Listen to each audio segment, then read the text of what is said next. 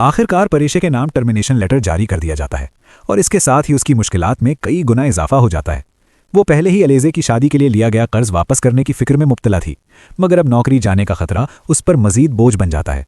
बारी उसे मुसलसल परेशान देखता है, मगर वो ये समझ नहीं पाता कि आखिर परेशे के दिल में क्या चल रहा है।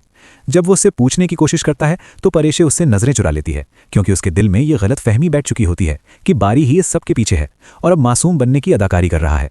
इसी वजह से वो बारी को मुसलसल नजरअंदाज करने लगती है। परेशे अपनी नौकरी बचाने के लिए दफ्तर में मुख्तलिफ साथियों से मदद मांगती है। वो सबसे इल्तिजा करती है कि अगर वो उसका कर्ज अदा करने में उसकी मदद कर दें तो वो जल्द अज जल्द सबको पैसे वापस कर देगी, क्योंकि उस नौकरी की उसे बेहद ज़रूरत है। मगर इतनी बड़ी रकम कोई भी देने के काबिल नहीं होता। हर दरवाज़ा बंद होता देखकर परेशे अंदर से टूटने लगती है। घर वापस आकर वो खामोशी से रोने लगती है। इसी दौरान उसकी माँ उसके पास आती है और नरमी से उसकी परेशानी की वजह पूछती हैं।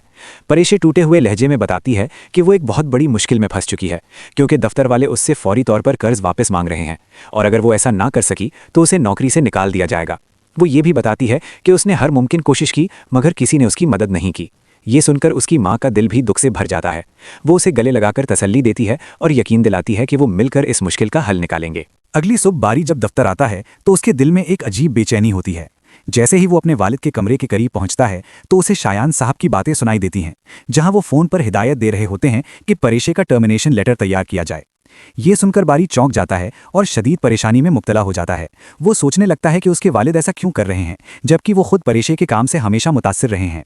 अचानक उसके जहन में ये ख्याल आता है कि शायद ये सब उसकी वजह से हो रहा है, और इस सोच से वो अंदर ही अंदर शर्मिंदगी महसूस करने लगता है।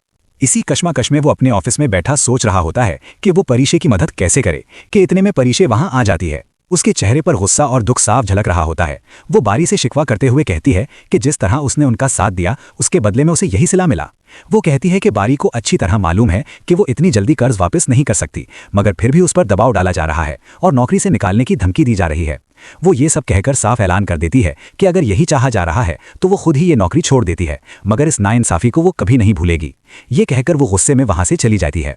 बारी इस सारी सूरत हाल पर हैरान रह जाता है। उसे समझ नहीं आता कि परेशे इस सब का जिम्मेदार इसे क्यों ठहरा रही है, मगर कुछ ही लम्हों में उसे अंदाजा हो जाता है कि ये सब उसके वालिद की ही चाल है। वो फौरन अपने वालिद के पास जाता है और उनसे सवाल करता है कि वो ऐसा क्यों कर रहे हैं। बारी कहता है कि परेशे एक मेहनती और ईमानदार लड़की है, फिर उसे नौकरी से निकालने की क्या वजह है। इस पर शायान साहब सर्द लहजे में जवाब देते हैं कि वो लड़की अपने काम से ज्यादा बारी में दिलचस्पी ले रही थी और वो ऐसी किसी लड़की को अपने दफ्तर में बर्दाश्त नहीं कर सकते। ये सुनकर बारी के लिए सूरत हाल मजीद पेचीदा हो जाती है।